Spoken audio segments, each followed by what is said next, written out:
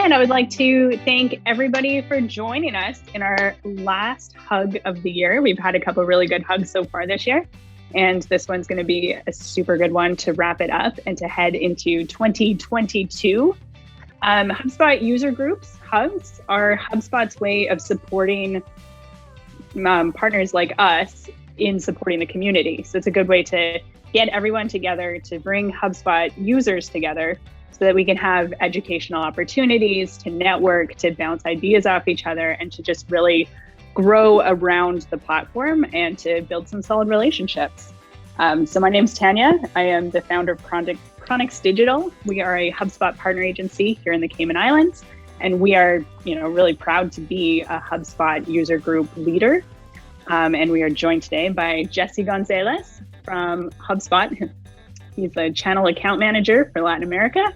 He's our channel account manager and has been just amazing to work with. For our agency, working with Jessie over the last year has really helped us close a lot more sales than we had last year.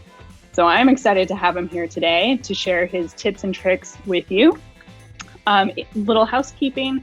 If you have any questions, just drop them in the chat. I'll be monitoring the chat and I'll save them till the end, or I'll interrupt if we need a little bit of clarity. And just feel free to ask anything that you would ask if you got to ask HubSpot sales questions.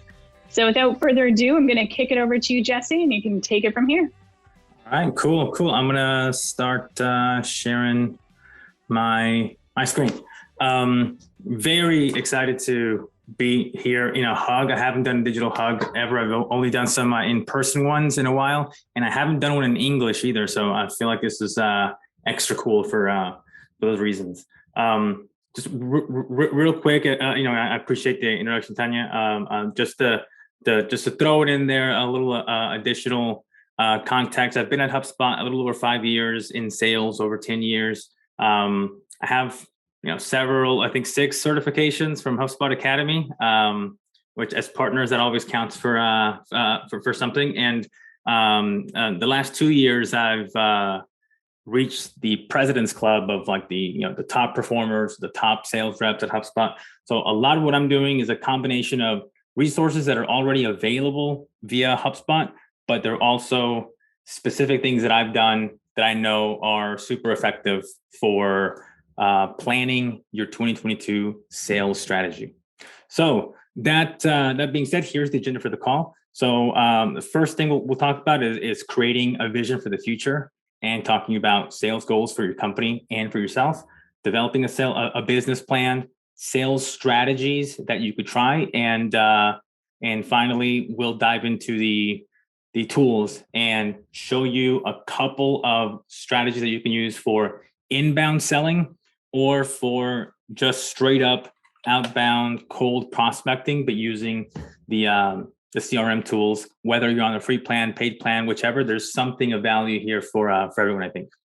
So starting right off with the first part, so creating a vision for the future.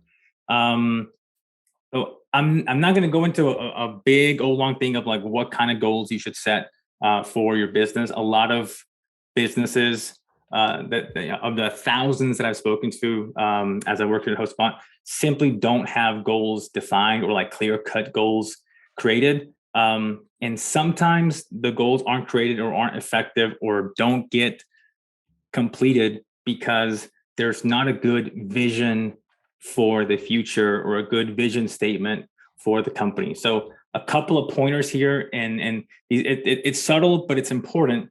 When you typically think about goals and you think about going down a path or a road, so the goals basically let you know where you're getting off, or where the next where Fresno might be in relation to where you currently are. But once you complete a goal, that goal is done. It's finished, and that's kind of the problem, because once you meet all your goals, it gets really hard to start coming up with new goals to replace the ones that you're completing without having a vision for what's the point of all this. And so a vision for the future helps you define your destination for where you want to be in the future with a positive spin, something that everyone in your organization can get around, and something that transcends your goals. Because you may have personal goals, or your company may have some goals that your employees will follow because they have to follow. But they're not going to be aligned with them the way they can be aligned behind a vision for your company. So a couple of examples of the differences between goals and visions. So, big famous speech by John F. Kennedy about going to the moon, and true to his word, they went to the U.S. went to the moon in 1969. This is clearly a goal because he determined when he wanted to complete it and got it done by that time. Now, that speech had a ton of vision stuff in it, but that specific part that everyone remembers is a goal. Using same decade, different character, bigger speech probably. So MLK's "I Have a Dream" speech.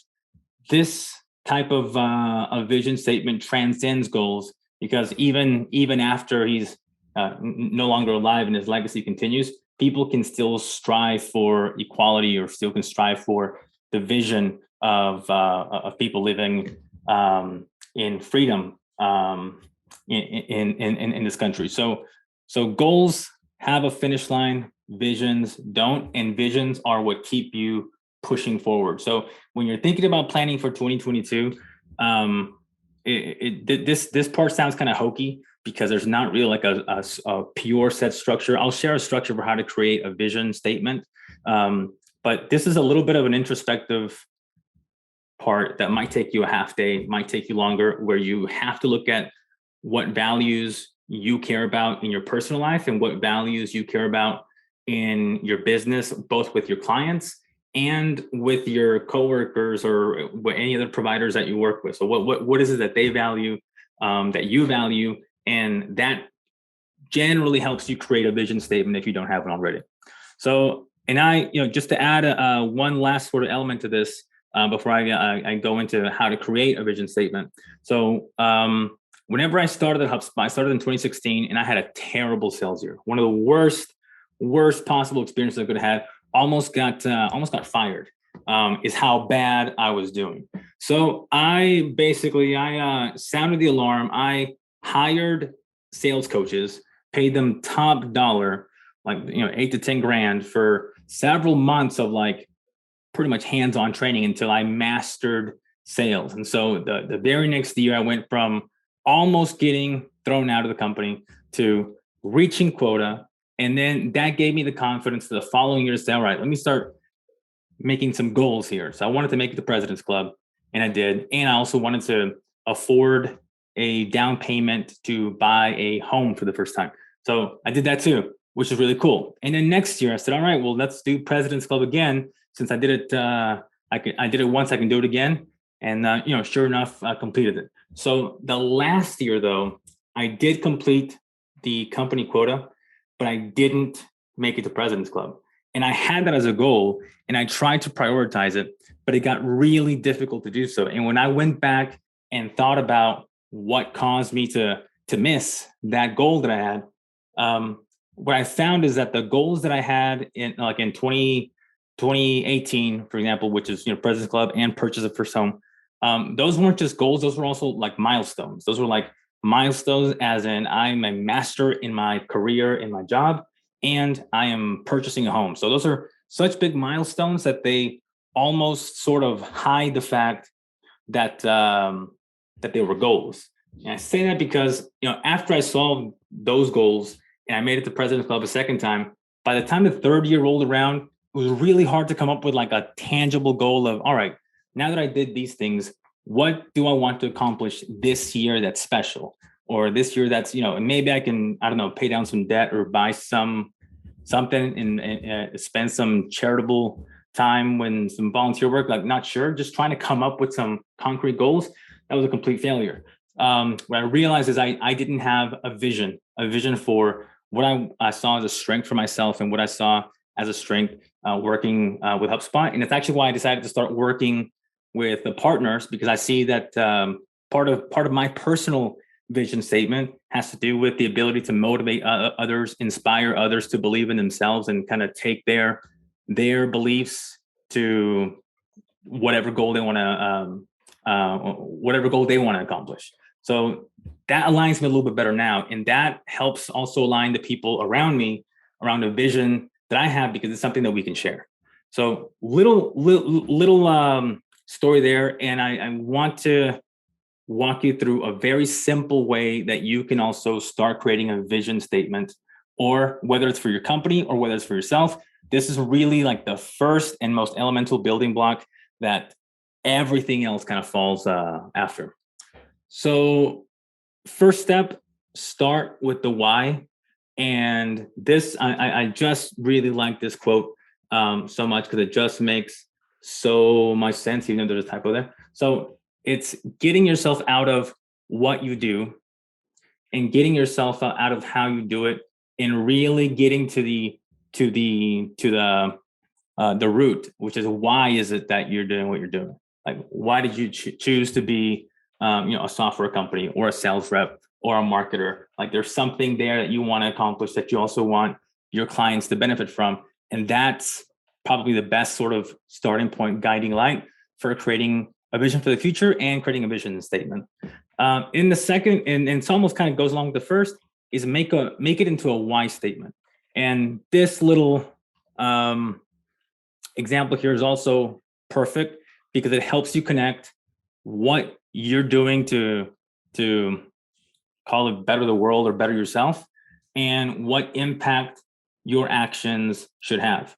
And that helps you create a very good filter to how to make sure that whatever it is that you're doing, whatever plans, whatever you're putting down on paper, it's aligned with your vision, and it's aligned with the shared mission that everyone that's working with you also has. Once you get these down, you also get really inspired people who are more motivated to work with you and not just complete a sales goal, but really go after something that becomes mission critical. Okay, so the last step, and there's probably one more, but this is really the last of the three sort of canonical steps. Ask yourself these questions. Where are we today? Where do we want to be? How do we get there? And that becomes a better basis for defining goals now that you have a vision that you've created for the direction that your company or yourself and your personal life need to be headed. All right. So now these two additional points, I said three. These are almost like sidebars, but I'll throw these in here as well, because this is almost a consequence of what happens when you develop a great vision statement. So people start believing, people start getting on board. And so if you use inspiring language, it awakes emotions deep inside all of us. And, human beings, we've spent more time throughout human history hearing stories or hearing words from others than we've spent time reading. And so the human brain is sort of designed to respond to phrases like "once upon a time" or "guess what I found out." Your brain almost goes into a listening mode that makes that message more and more valuable. And so creating a vision statement that's simple, straightforward. This isn't where you add a whole lot of jargon. You just sort of keep it simple. What is it that you do? How do you add value? What impact do you have? And it creates a long-lasting alignment with your teams, with your clients, and with yourself. And to this last point on the fifth one, so anytime you can add a storytelling element or even a visual, it really kind of helps seal the point a little more. I want to say it's 63% more effective when you have a visual aid to support anything that you're doing, including this type of this type of meeting. But in particular for your vision statement, that can be super, super relevant. And here's some examples of vision statements. So LinkedIn has a good simple one: create economic opportunity for every member of the global workforce. Southwest has I don't know if it says a funny one or a fun one: to be the world's most loved, most efficient, and most profitable airline. Love it. And I think the Alzheimer's one is the most straightforward of them all: a world without Alzheimer's disease. So they're simple, they're straightforward, and it makes it really easy for people to align on that vision. There's going to be a lot of goals that these companies create to and that gets them closer and closer to that vision. But it makes it even easier to come up with goals year in, year out, and stay hungry and stay ambitious. All right, so that's the first part, all about vision statement. So I was a little bit heavy, but I actually, in a lot of ways, I think that's kind of the most important part. So this next part, I'm not going to get into the weeds about creating a business plan, because when I thought about this through, I thought to myself, if I really wanted to just bore everyone I ever came in contact with, I would just tell them everything that is part of a business review, or everything that's part of a business plan. Most of it's stuff you've probably already heard, and there's not too much value in my mind of just kind of going through that. So I wanted to sort of throw a couple of simple elements that I think make it really easy to think about creating a plan for 2022 sales strategy. So this is basically the premise for it. Super simple. It's a process where we think about what is our current state. So basically, what happened this last year? How did it go? Was it good? Was it bad? And we're not just talking objective. We're also talking on an emotional level. Like, how do we feel about it? Is it good or bad to us? Do we like it or hate it? Does it frustrate us? Does it make us happy? Any of those things are probably more important. And I say that because all sales are emotional. And if you've ever had a prospect or a customer tell you that they really need some sort of ROI report or some sort of way to justify their investment, really what they're saying is that they're not convinced, or emotionally they're not bought in the slightest, because we only use logic to justify a decision we've already made. We never use logic to actually make a buying decision. So keep that in mind, because the emotional element is super important. It was important in the last vision statement piece, and it's going to be important here. But if we think of current state and future state, and just keep it simple to those two ideas, something easy comes out as a result, which is we're able to say, okay, so if we know we're here and we want to get to there, then it's clear and obvious what the gaps are. Like here's our 20% missing piece. So how do we get there? So you start identifying the gaps, and it makes it easier to action plan how to get to future state. Now, there's also kind of a trick to do this in a way that helps organize your sales process. And my mentality, mindset, methodology is always, I want to keep things as absolutely simple as possible, because it makes things a lot easier to just kind of go with the flow and not have to always refer to some book or refer to some old Hug event webinar. So here's how we kind of keep things simple. So there's actually two ways to think about current state, future state.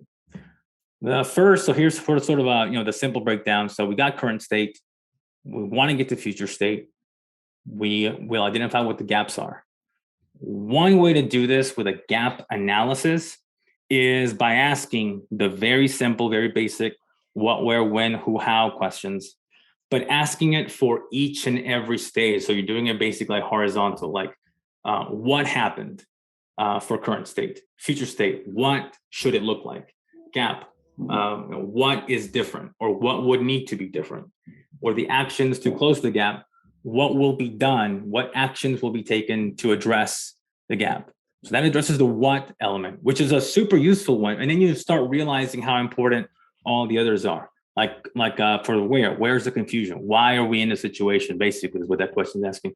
So, and where will it change? And what part of our organization does this need fixing? Where will it be different? Where will it be addressed?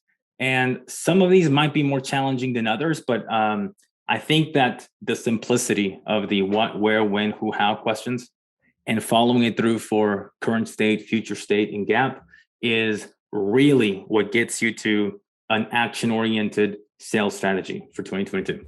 And there's another strategy similar to this, it's actually sort of like a more broken down, simple, bare bones, but it also makes it way more obvious. So you can put this, so you can use this as a way to plan for 2022, which is basically, you look at it as, I say this all the trouble. I didn't put any examples of what a business might be facing for current state, but if you imagine that maybe a business has, I'm just going to throw stuff out there. They have 3 sales reps.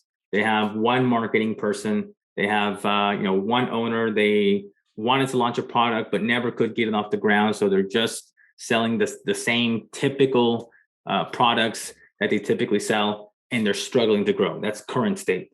So if we think about it that way, and let's say that if in a future state they want to launch that second product that they have been able to, or they want to open a new market that they've been struggling to do so, they know what that future state, what they want that to be. The gap is, how do we get that market penetration?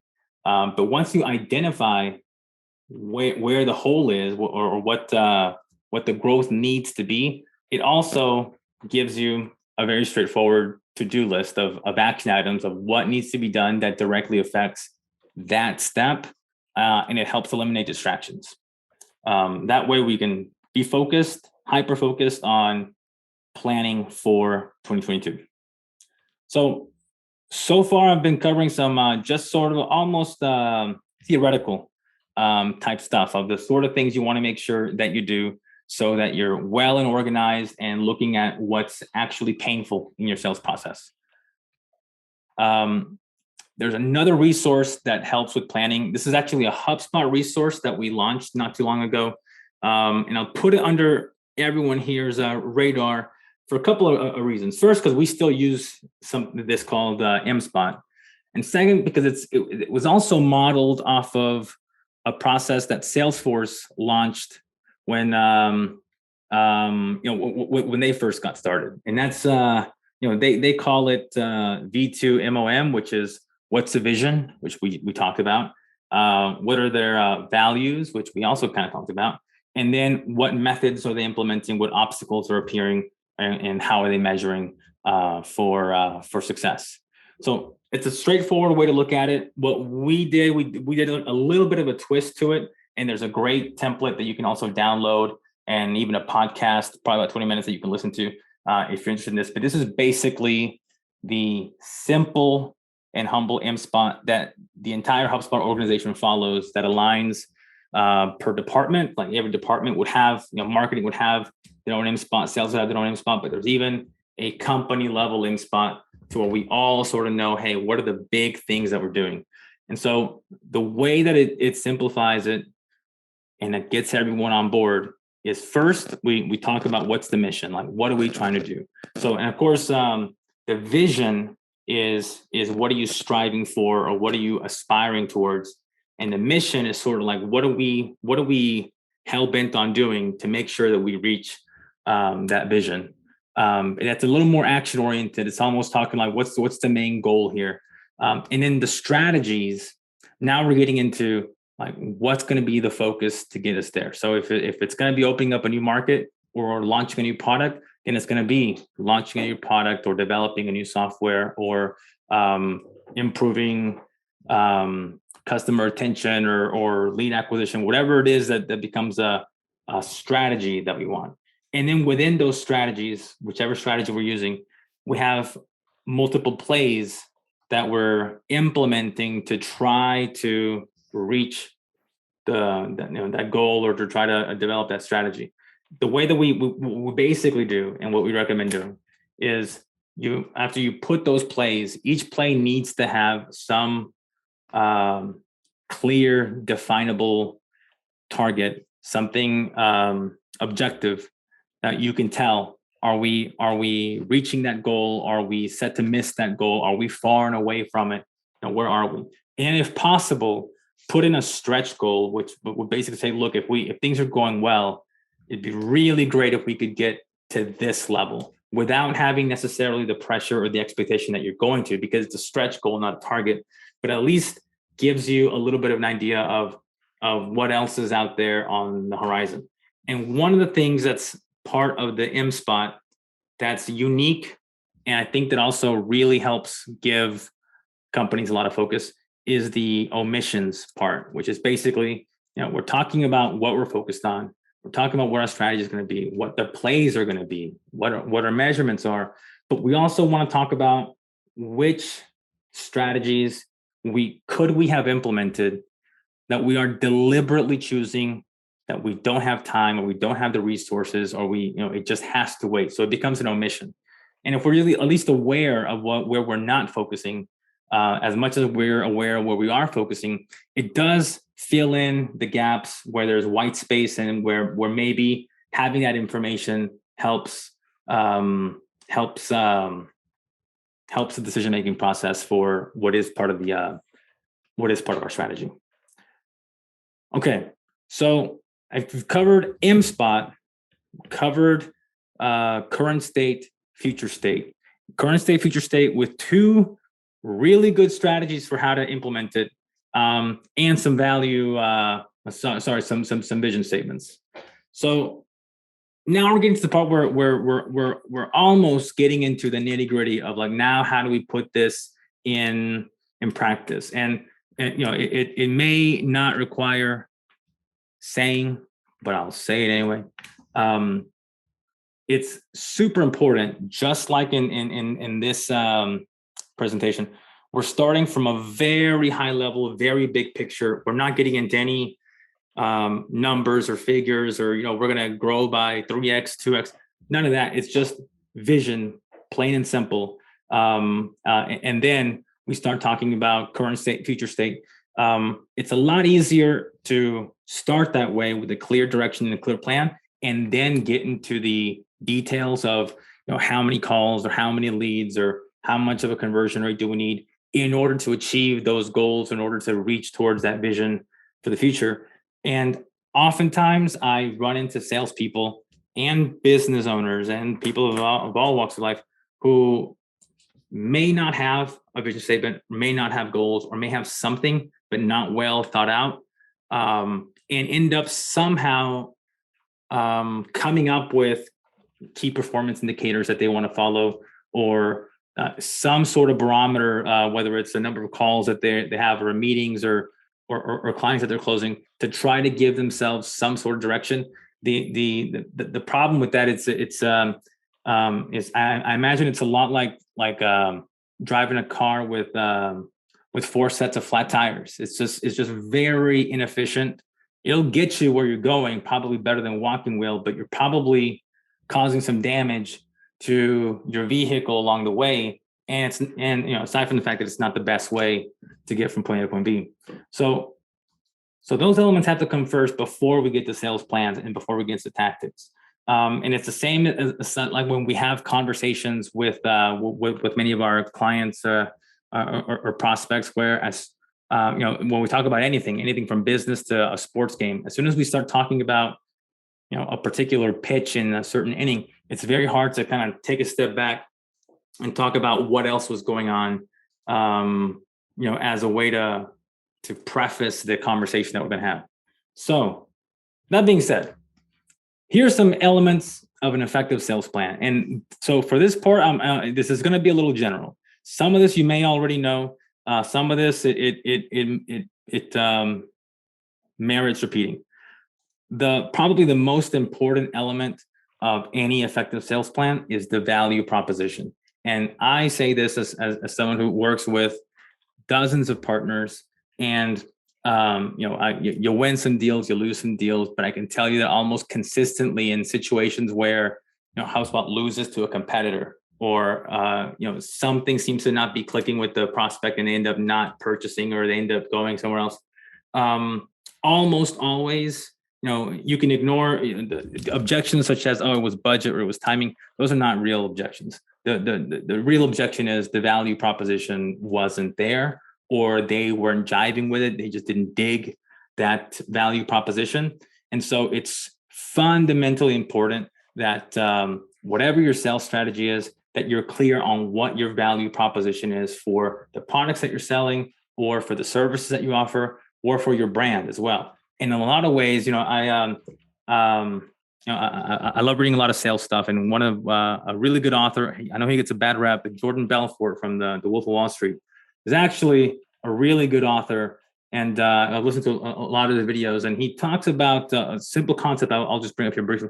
Talks about the 3 10s, which is to say that in the eyes of our prospects or our customers, there's a lot of factors that they look at. Their hunch, their what they have for breakfast. Are they happy? Are they upset?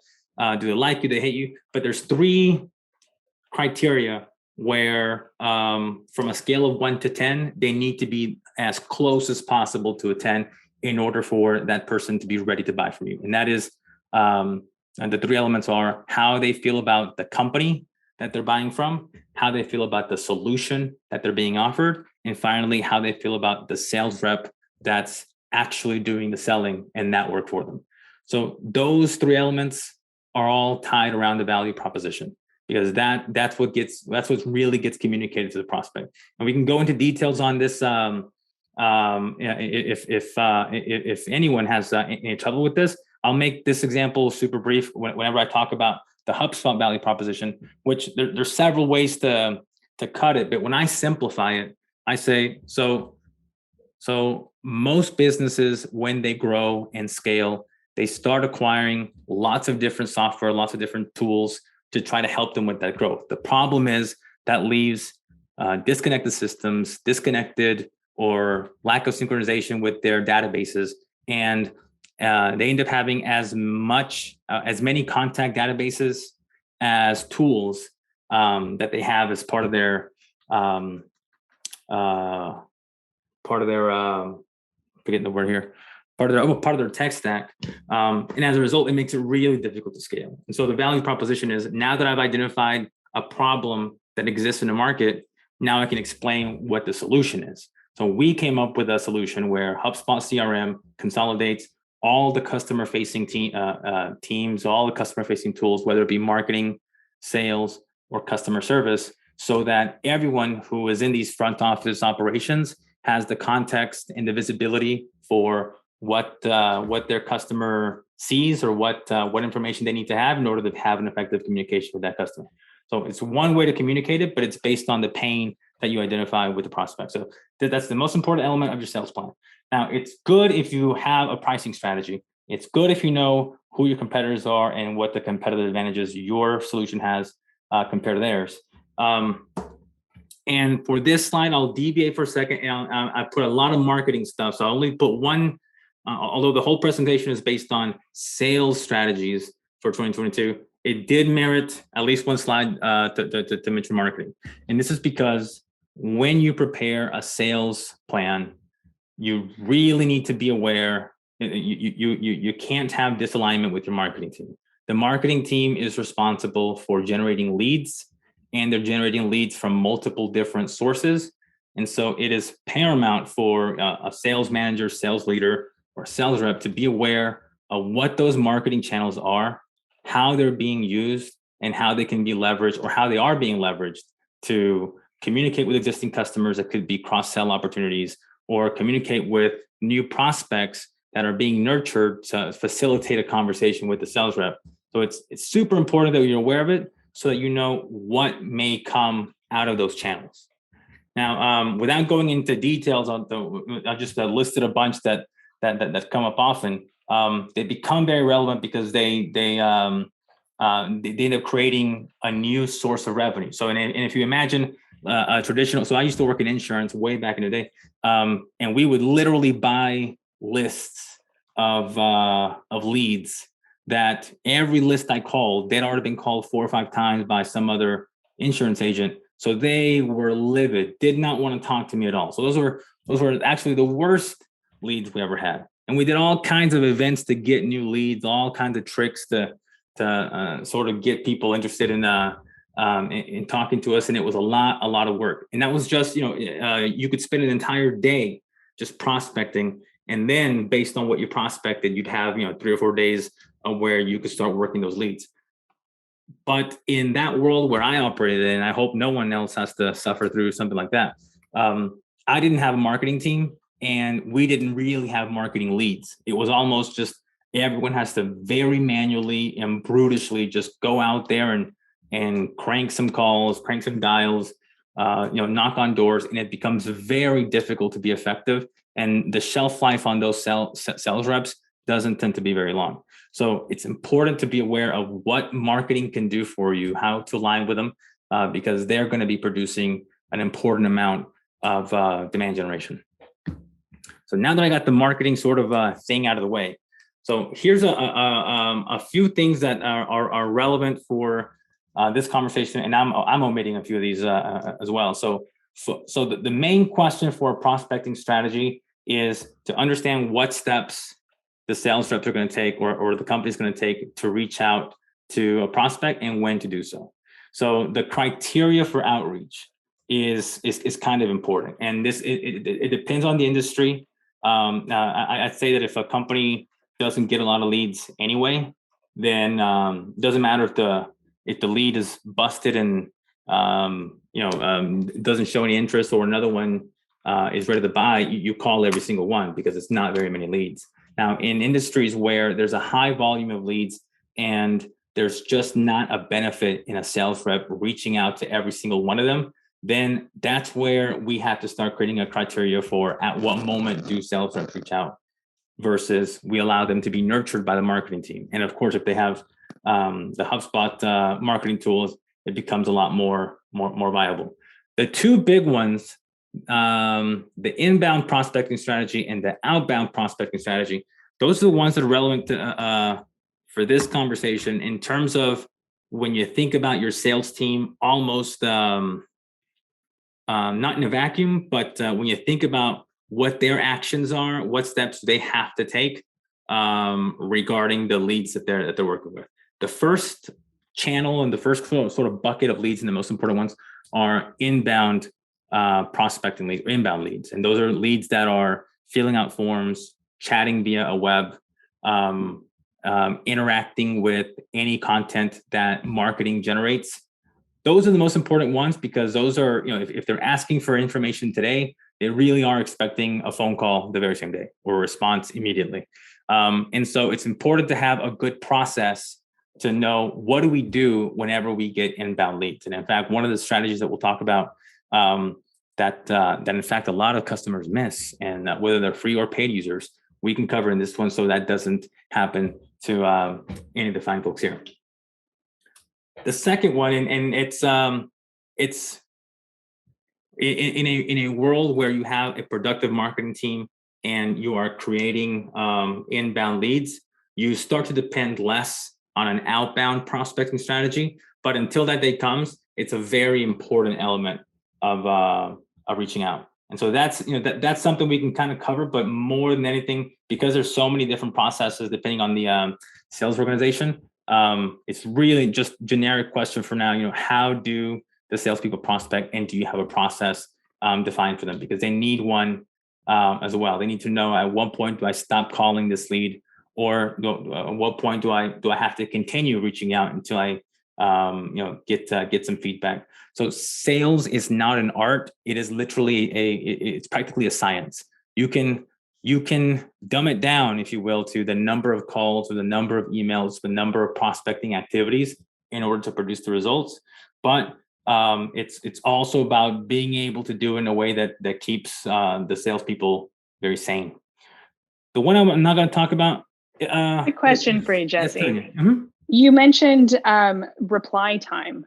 What would you say is the expected reply time now when somebody's filling out a form, chatting? How long can you wait, or how fast should you respond to somebody?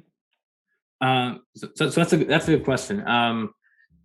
It does vary by industry, but there's a interesting little. There was a study that was published, I want to say in 2009 or in 2012, that Harvard Business Review republishes all the time. It's called the Lead Response Management Study. Just gonna make this a little bigger and share this for a second. And this PDF version of it kind of sums up a few interesting bits and pieces from that study that's relevant for prospecting. But the ones that I focus on are actually the third and the fourth, which is first, the response time. So if you can respond within 5 minutes of someone filling out a form or starting a chat via Facebook Messenger or via a web, they are, I don't think that the data point is here, but they're actually 21 times more likely to respond than if you waited an hour. Now, after the first 5 minutes, the likelihood that they answer decreases 10x, and then it just completely just goes down to the ground. And that's because, especially when you think of high volume business models like auto dealerships or tourist packages or insurance brokers as well. In those type of fields, it's not just that it's high volume; it's that you're in a tough spot because you're often commoditized to where it's like, all right, if I want to get a car and these guys aren't answering me, well, let me send a chat right quick to this other dealership, see what they say, and whoever responds to me first, I'll just go with them. And so, if you're in one of those industries that have the capacity to be commoditized in the eyes of the prospect, all the more reason why you need to make sure that you're reaching out as soon as possible. And to that point, and this is one of the things that we'll cover going into the tool. I often even see customers that are paying for the tools that would solve this problem not implement a process like that correctly. So we're actually going to go over how to fix that. So for all of you who use HubSpot and aren't sure if you have this process set up, we can make sure that you do that and don't miss out. And in fact, I'll even do you one more on this one, Tanya, and I'll show. I think it might even be in my next slide. When I think about a specific sales strategy that I recommend to most of my customers, I generally think about, generally, not always, but there's usually two strategies that work. One is, how do we create a strategy to where they work the hottest, most interested, like most active leads without missing them or without waiting 2 or 3 days for that follow-up to take place? Like, how do we make sure that we don't create a problem for ourselves with that strategy? That's usually the winning one. The other strategy, it depends more on the type of business model, but it's how do we make sure that sales reps are promptly doing follow-ups to customers and to prospects, because there's often cross-selling opportunities that get missed, or there's active deals that get lost. And in fact, this fourth little note on the lead response management study, the data is actually worse than this, the more recent data, because this was 2009, 2011. So what the evidence from this study says is that typically sales reps do about 2 to 3 call attempts, and then they give up and kind of say, all right, so this person isn't answering my phone. They're probably not interested, so I'm not going to bother calling them. So the data from the same study, though, says that if you made 6 call attempts to that same prospect, call it within 2 or 3 days, 4 or 5 days, however long, so long as you got 6 attempts, by that 6th attempt is the 90% probability that the person would answer and at least give you an answer if they're entering your sales process or if they're not entering your sales process. But the actual data that we've seen is that a lot of reps in all industries tend to do 1 call attempt, sometimes 2. And if they don't get an answer, they give up on the lead.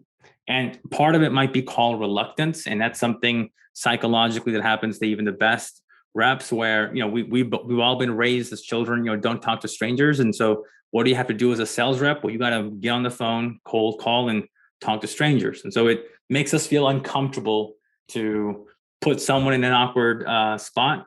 And so for almost all sales reps, call reluctance is a big thing. And that's evidence of it right there. So one way to fix that is with HubSpot. So there's sequences that kind of solve for that, make it way easier for the sales rep. And for the first strategy, it's making sure that they don't lose those opportunities. Yeah, so that was a great question, by the way, Tanya. So I'm actually going to just kind of skip this a little bit, because I want to make sure that we can talk about some of the tool stuff. So thinking action plans and thinking sales tactics. Okay, so I'm not going to go too much into this, but most sales reps, among their biggest complaints is that they don't spend enough time selling. They spend a lot of time doing administrative work, and they spend a lot of time prospecting, trying to find new opportunities, and that causes a ton of inefficiency. A lot of sales prospects don't like the sales process that the companies that they interact with and they engage with set up. So we have a way to lower the friction by making it more efficient for sales reps and making it friendlier for prospects. And that's kind of what we're going to talk about in terms of some strategies. So I'm gonna go into the tool right quick and want to show a strategy for the example we just talked about. We talked about two, but I'll talk about the first one, which is making sure that you're reaching out to all the contacts that are converting or that are showing up in HubSpot CRM. And matter of fact, I think I have one more thing that. Okay, so here's kind of the cheat sheet before I go into it. So I'll give this preface. So part of the reason why I love HubSpot is just how easy it is. So the only technical thing that I think there really is to do, of course, we're not talking no super advanced enterprise user. We're talking, just a Joe Schmo like me, a mere mortals like ourselves. All you got to do is install the tracking code, and if it's on a WordPress site, it's like a WordPress plugin. And if you have Gmail, G Suite, or Outlook, it's a plugin. It's just you put in your login credentials and you're set. And if you have Google Ads or Facebook Ads, again, you just log in with your credentials and you're set. So the only thing you need to do after you have this set up, and I think total, it's about 15 minutes, maybe 30 minutes if you're taking like a coffee break and you're just kind of chit chatting, but shouldn't take very long to do for any user, even a free user. But this is sort of the secret sauce. So that tracking code that you put on the HubSpot site, it tracks what everyone visits, what pages they saw, how long they're on those pages, what form did they fill out, when did they fill out that form. And so if you create a view with these specific properties, well, you're able to get a breakdown of who these leads are and then create an automation process for it. So I'll show you, and who knows, maybe this is something that many of you have already seen, but I'll show you this example. It's a short example. So first, the contact. So just going into the tool, I'm going. Oh wait, dang it! I have it in wrong language. Oops. Sorry. Let me just switch that. So I think a good proportion of people here could read it in Spanish, but not all of us. All right. So I'll go first so it's all contacts, and so I'll kind of go through the example that I was just talking about. So I'll I think I did save. Okay, good. So so these sometimes take a little while to update. So it's in Spanish, but just kind of bear with me. So this is the conversion date, and this is the conversion event. And by the way, just to keep things simple, a conversion for HubSpot is when someone fills out a form or someone interacts with the site. Those are basically MQLs. Those are marketing qualified leads, because a typical website visitor is just kind of like, okay, I'm on the website, cool, whatever. But the ones who are on the website and kind of say, hey, you know what, I might be interested in that. Let me fill out a form. Well, they just use one of your marketing assets. So it might be a loose definition, but it still would apply. They're a marketing qualified lead because they use that tool. So that's the property for that: conversion date, conversion event. And then there's a few properties for the source, which is like where these folks come from. And these are fake properties. So I'm going to take these out right quick, so we can just look at the ones I just mentioned, and I'll do these two. So now that I have this sort of bit of information, I'll sort by conversion date. And so these are the folks who recently filled out a form on the website, and I see exactly which form they filled out, and I see if they came from direct traffic, organic traffic, or if I wanted to, I could put how many pages they were seeing or how many sessions they've had, so I can get an idea for what kind of a prospect this is. Now, real talk, no joke. If many of you are HubSpot users, I'm I'm willing to bet, not for every one of you, but I'd say maybe at least half of the users that aren't partners. If you have a process like this, it's very likely that if you filtered by conversion date, you would probably have many that don't have a sales rep assigned. It's like completely empty, or don't have an activity assigned. It's completely empty. In fact, it's extremely common. One of the things that surprises me the most, how often people are literally filling out a form saying, I want to speak to someone in sales, and the customer has no idea. So they never reach out and are just using the marketing tools. So if you fix this, you might owe me some commissions for any of you that this works for. Now, how you can make this work. So this is how you get the visibility for it, which you can do that even with a starter license. If you have Sales Pro, there's a magic nugget here that really makes this go to the next level, which is, so those same little filters that I just used. I think it's in English now. So I used the conversion date. So I'm gonna use that. So conversion date, recent conversion date, and just for just for the sake of argument, we'll say after today. So starting tomorrow, we'll have a process where when someone converts on the website, and at the same time, I'm going to choose the property is going to be that they don't have an owner assigned, like if they haven't been assigned by anyone because they're brand new. So contact owner is unknown. So they just came in, no one's been assigned to them yet. Well, those brand new leads that are filling out forms, they need to be assigned to a sales rep. So if you have Sales Pro, you can immediately make an assignment to those currently unknown leads and assign it either to the teams that have Sales Pro users or to members on the team that have those Sales Pro seats. So I'll just rotate it between myself and Johnny, because let's just say that we work the same territory. And with this process, it'll round robin to the next sales rep without me having to do anything. And on top of that, if you wanted to create a process where, okay, they got the lead, it's assigned to them, but we want to make sure they work it, here's the next trick. And this basically seals the deal.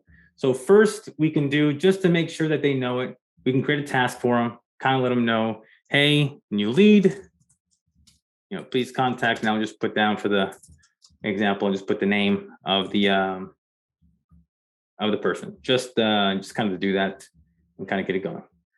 So now that they have a task, they're getting notifications. If they use the mobile app, if they use the desktop, if they have their email connected, they're getting these notifications that, hey, I got a new lead, I got to work it. So if we created a process where we basically said, hey, sales reps, we need you guys to work these leads ASAP. One of the things that we can do, and we're going to be generous because we're going to say that we've never done this before, so we want to see how it works. So I want to put a delay I'm going to start with 4 hours. I'm going to say, I'm going to wait 4 hours after I assigned the lead and notified the rep that they got this lead. And after 4 hours, what I want to do is I want to check if that lead has been contacted or if it's been worked or not. So we can do an if and then branch. And just to kind of keep things simple, I'll just kind of make it quick and say, there we go. So we can do last activity date, or I'll be more specific. I'll do contacted. I'll do last contacted, and I'll say is unknown, meaning that contact record has no activity indicating that they've been contacted. And if they used the calling tool, it would have been logged. And if they sent an email, it also would have been logged because it automatically syncs with their inboxes. So now that we've got those criteria set up, I think we can do now one of two things. So since we know that they didn't contact this lead, this brand new lead that the marketing team spent a fortune on and is getting all these nurturings and it's a hot lead, 4 hours have gone by. Well, it could be that the rep is sick, could be that they're out that day, could be that they're at lunch, could be that they haven't had time, could be that they're back at the meeting, could be a lot of reasons, or it could be that they aren't paying attention. So one thing we could do is after that criteria takes place, instead of sending a second reminder to that sales rep, hey, you haven't worked this lead, well, let's send it to the manager instead, or to the sales director. So MQL not contacted. I'll put this here, and then down here we'll assign it specifically to someone. The specific user will be, let's say Jordan is the sales director. So now Jordan will get that notification, and now he can decide, hey, let me send this out to someone else, or he can kind of decide, hey, you know what? It's been several times this week that I've had this conversation with the sales rep. We got to talk about either how we can get them retrained, or maybe the whole team is suffering and we got to come up with a process that's better aligned for them. But this way, you're creating a process that's defined, that closes all bottlenecks or all gaps in your sales process, and gives you a way to standardize what kind of next steps you'll have for your team. And my big takeaway when I say all this stuff is I always recommend to customers, start with a simple, straightforward strategy like this one. You can do a ton of stuff with HubSpot, but if you have Sales Pro, or if you have a sales team that needs a CRM, if you implement a process like this, everyone gets on board. It's easy, it's straightforward, they know what's up, and it makes it easier to start building out the next phase of your sales strategy after you have something that's executing very well. All right, so that's the main one I wanted to discuss. Tanya, what do you think? Should I discuss the other one, or answer questions, or how are we doing on time and all? Well, we are at the top of the hour, so if anyone needs to, if anyone has another call, feel free to jump off. No hard feelings. But if you want to stick around, Jessie, if you've got time, I know I'm interested to learn more. Not sure if everyone else is. So, all right. Show of hands. Anyone want to drop it in the chat?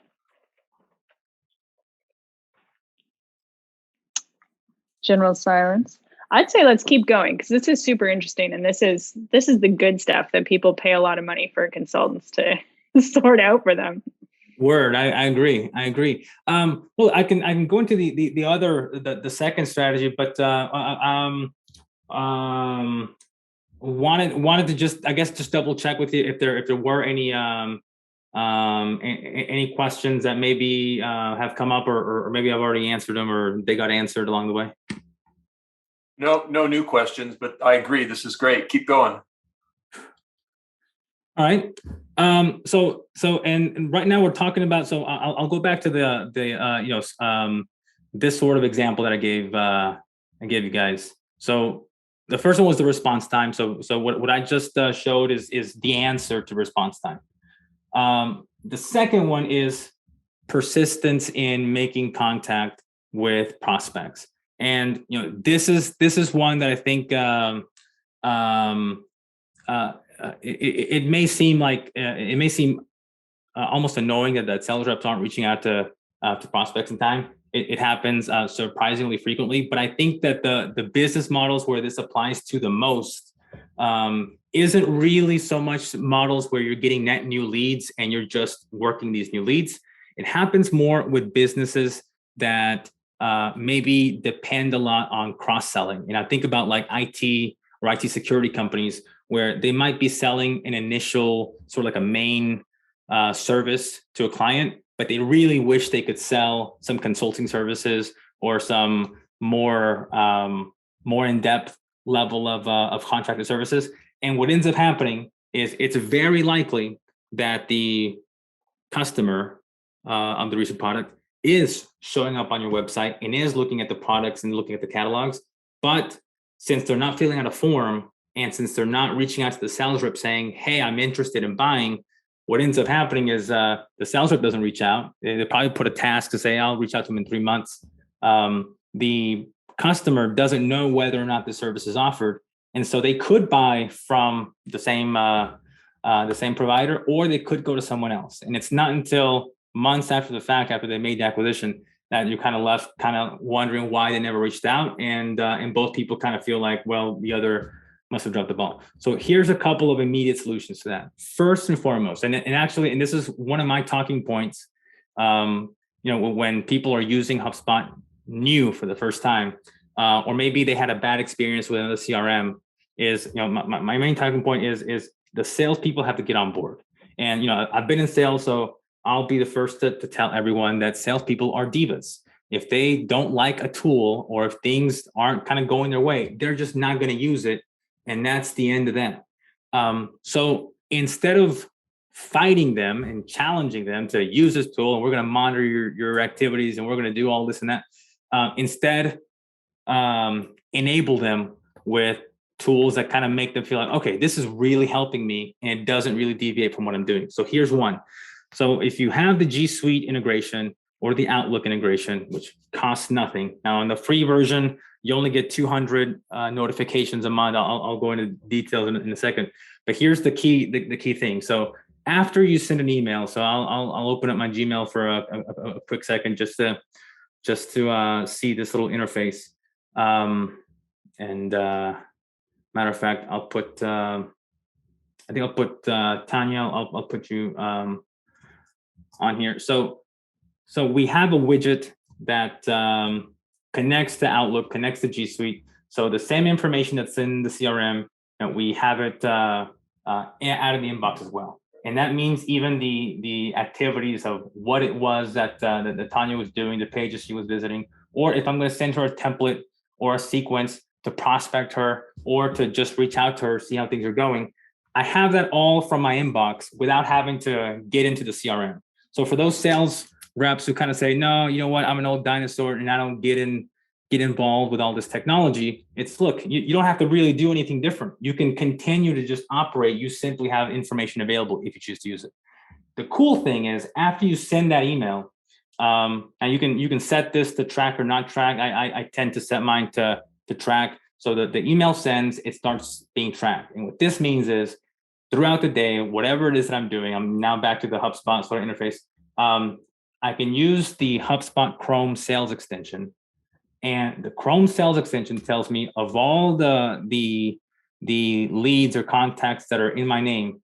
I can tell if they've come back and filled out a form, or if they filled out certain pages, or if they've opened up my emails, how many times they opened it. 43 over here on this one. That's a bunch. And it's this one opened it 4 times, clicked twice. I think they're going to buy today. I sent them a quote. So you get real-time information on when people are engaging with the emails that you sent them.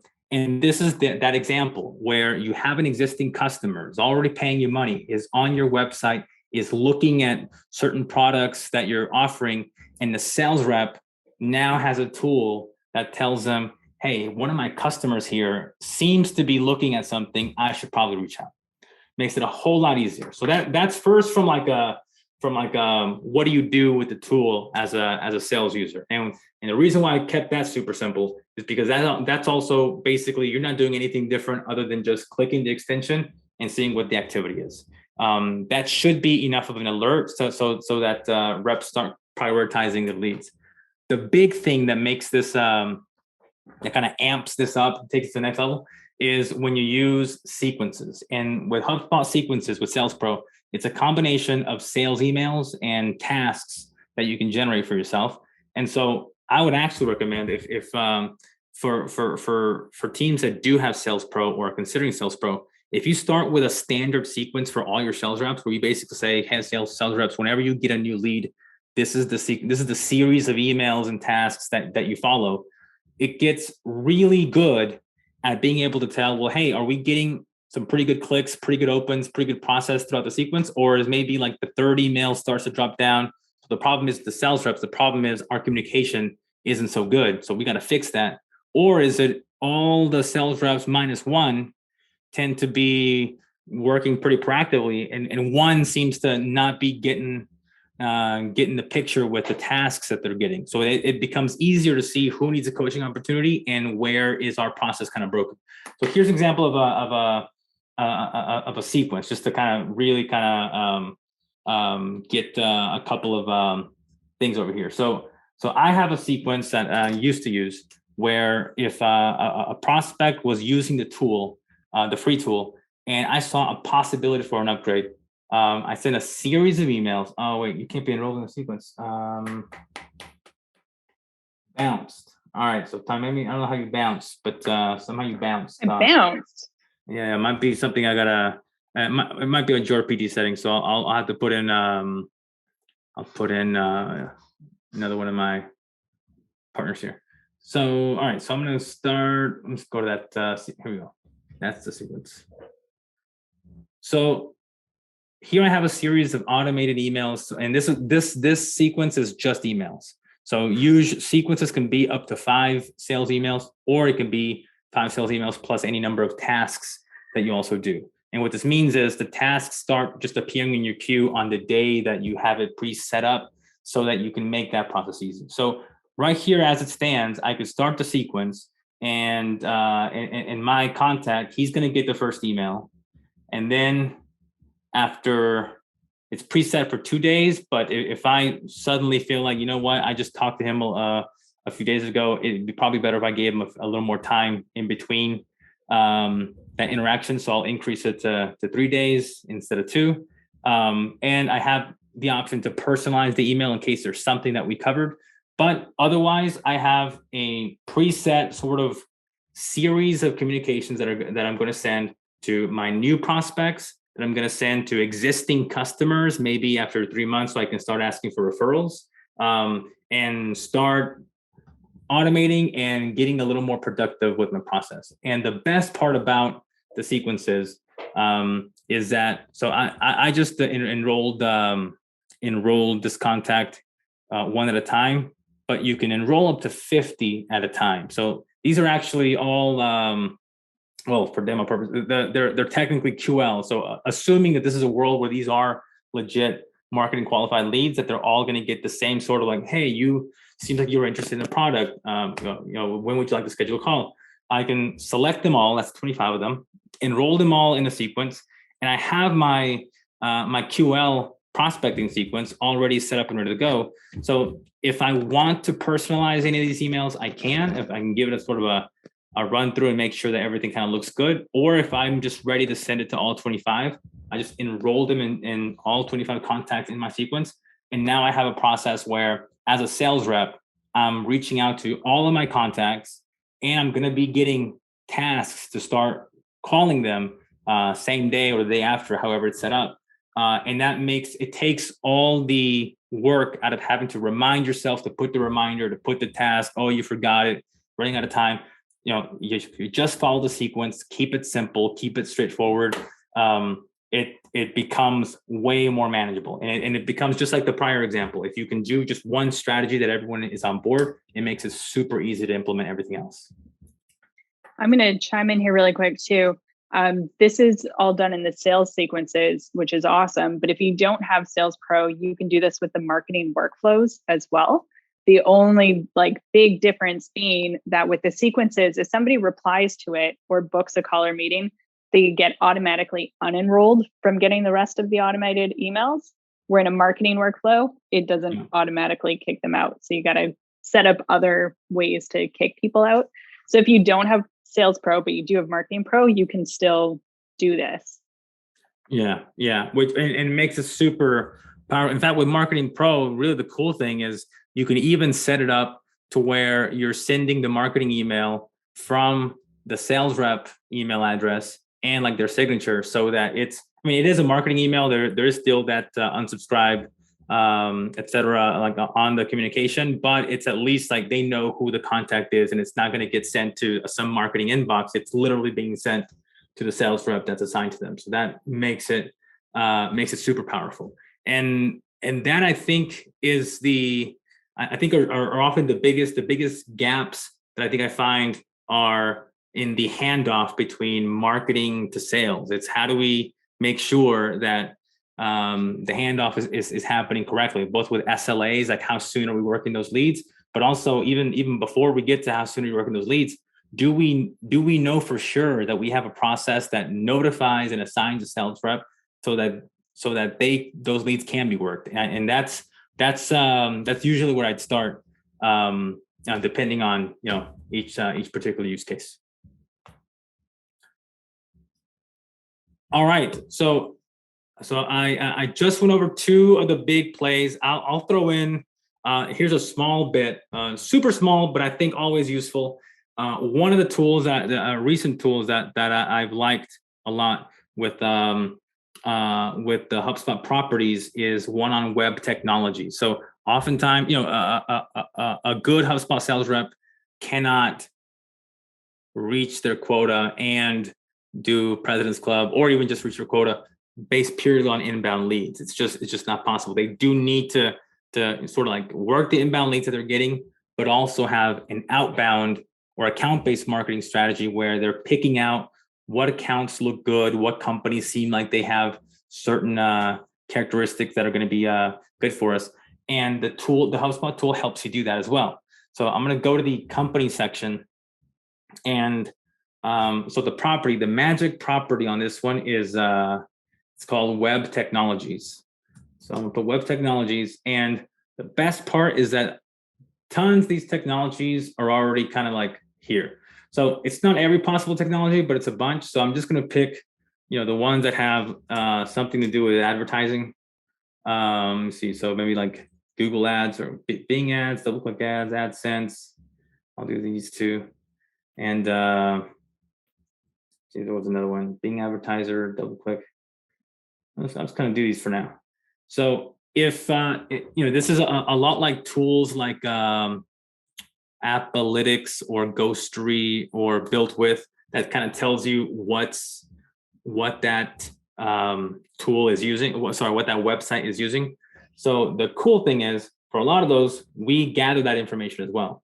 So if you gather that information and you know that you want to go after accounts that are investing in ads, well, I mean, if they have the ads, plugin connected on their site, they either are or are using ads, which means that they're spending money on digital marketing. And if they're spending money on digital marketing, well, wouldn't they spend that with you or, with whatever service that you offer? So that would be a target account list that, I'd for sure say, all right, I got to start working, preparing a communication for people that have that tool, or Salesforce, or, whichever way you want to slice and dice it. All right. I have a question for you, Jessie. When you're talking about the 3 10s, the company, the solution, the sales rep, how do you measure that? Like, as an organization, how do you know where your gaps are? Oh man. So now the 3 10s, that particular measurement is actually easy.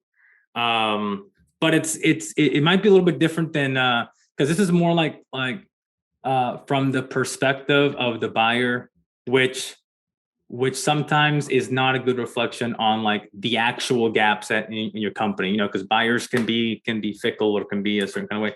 What it is though, the way you measure those 3 10s is, you can almost do you can either ask the prospect directly, which I enjoy doing, or you can ask it yourself, like, how would this prospect rate me on a scale of 1 to 10?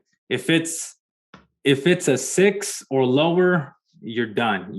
That's it. Like, you might as well just hang up the phone, bounce on any of those 3, not just for yourself, but also for the solution and for the product. A 6 doesn't cut it. A 7, it saves you. You still got some room, and obviously you want 8, 9, and 10s. But my strategy for closing calls and in a way that doesn't sound all aggressive, like, hey, so when are we doing this and when are we signing? The simple way to do it is, it's like I call it the inoffensive close, which first is like, Mr. Prospect, based on our conversation, do I have an understanding of your business? Yes. Okay. Do you find that the solution that we talked about with a HubSpot is a good fit for your solution? Okay.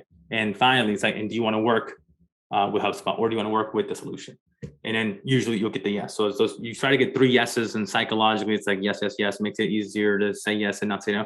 But then with the score, the trick is you say on a scale of 1 to 10, 1 being don't want to see it ever again, 10 being I want to buy this today. Where do we land? They'll tell you, let's say an 8. The strategy is you say, oh great, why so high?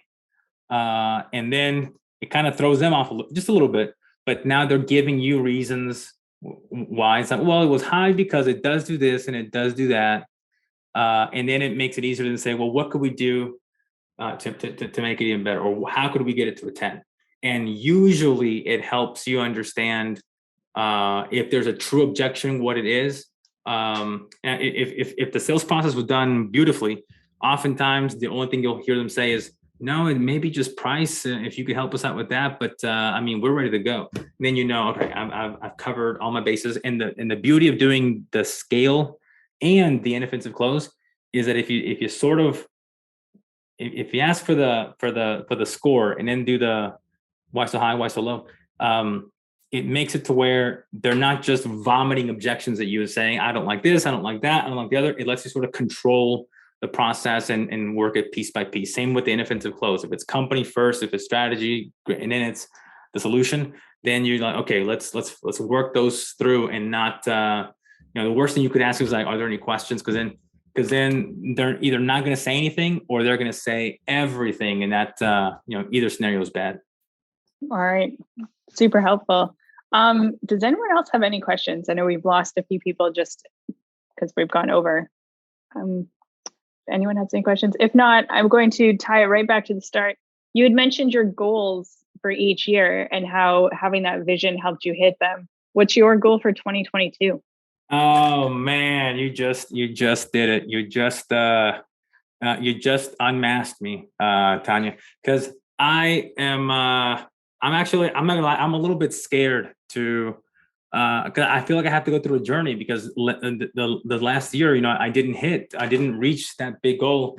And so it's a little bit of like, okay, I have to find a motivation that just is next level, but it has to be tied to a vision, because that was my whole thing is I didn't have a vision. I have a vision now, but no, I mean, it's going to be so hard. It's the minimum. It has to be President's Club, because I think it'd be an embarrassment not to do that. But it has to be tied to something more than just sort of like, recognition. It has to be something, personal. Because I've realized that I need like real, I don't know if you ever heard that sort of saying, like any serious milestone or any serious thing that you really, really wanted, chances are you probably got it, as in, when you got married, or like you got accepted at the job you wanted, or at the university you wanted, or at like that, some big things in your life. If you really wanted them, you figured out how to get them. Obviously not the case in everything, but I realized that I basically have to get to that deep level in order to, move me. So that's my challenge. I'm excited to see what you do this year. It'll be good. Yeah, the year's about to start, so I guess I don't have much time. I'll use Christmas to bash it out. And that's why this is the best time to have this type of session, to really think about, what's the plan, and to think about that vision and the goals, and to put it all in place so that you can hit the new year running. Yeah, and I guess sort of wrapping all that up, I'll ask you about this later, of course, Tanya. But I intentionally decided to keep things almost as simple but as high level as I could, so that people could come away with something. And I've sat through meetings like this where it's like, oh man, that was just so much, and my head's still hurting. So I think it was digestible enough to where if it wasn't the software piece, it was some piece in there that hopefully added value to everyone. Well, I thought it was awesome. So thank you for joining us. I hope we get to do this again in 2022. We can dive into other parts of sales. Thank you to everyone who joined us and who stuck around. And we're going to clean up the recording, cut it down a little bit. We'll send out links to the resources we talked about. And if you have any questions, you can always reach me, Tanya, at NYXdigital.com. And look forward to our next hug. All right. Thank you.